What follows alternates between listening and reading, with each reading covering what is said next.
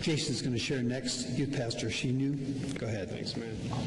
Hey, everyone. My name is Jason George, and I had the privilege of being a youth pastor to Christina Grimmie for a short time when she was here in South Jersey at Bethel Baptist Church.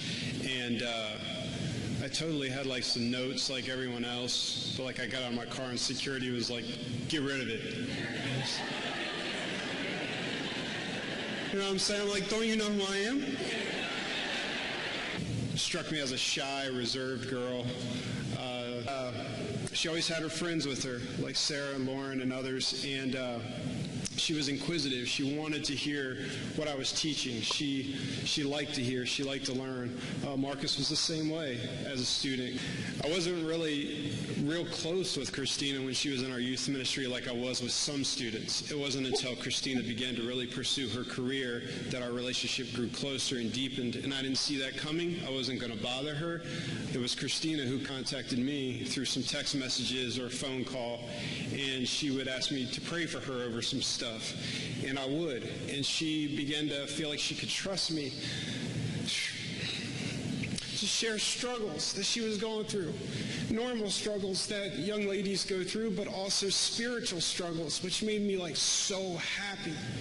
Because I could tell that the things that she was struggling with, whether it was just a sin issue, something in her life that bothered her, or how do I stay a Christian? How do I live for Jesus? But yet I'm trying to pursue this career in the entertainment industry.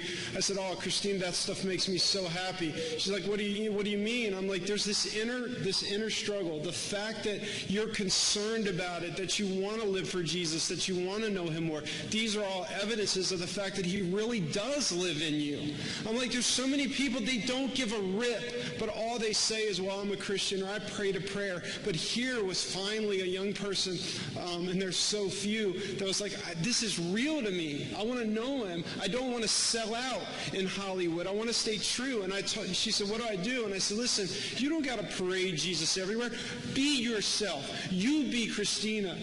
You don't be who anyone else tells you to be. You be you. And I knew that the girl, she just loved music. She loved love songs. She loved crazy songs. She did all these cover songs. You guys know, I don't care. Do it. And I would tell her, just be true. Be who you are. She one time called me and she had a question just about losing her salvation. And you want to know who worries about losing their salvation? A real believer. We have doubts. We struggle. We know how serious heaven and hell is. We know how serious sin is. And we know about the holiness of God. And she's like, I heard someone say this, and I read this in Hebrews 6. Can I lose my salvation? And we would go to the scriptures together.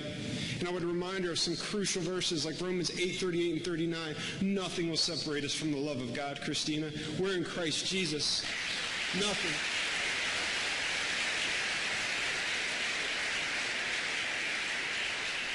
I take her back to grace. Grace is what saves us. It's not religion. It's not works. None of us are good enough. And guess what, Christina? Guess what keeps us? Grace. And we're held by grace. We all blow it. We all mess up.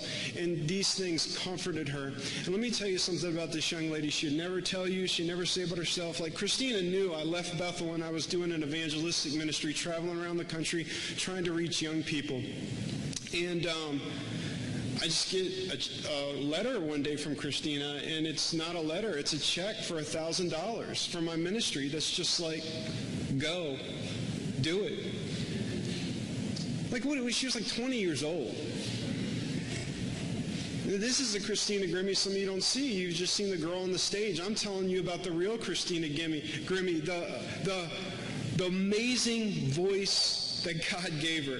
That's just the gravy. Christina had a deep faith in Christ. It was obvious to me, and I'm so proud of her. And I'm proud of her brother. I'm proud of, I've told you again and again, I'm proud of you. What you did is heroic. You were manly. I'm proud of you.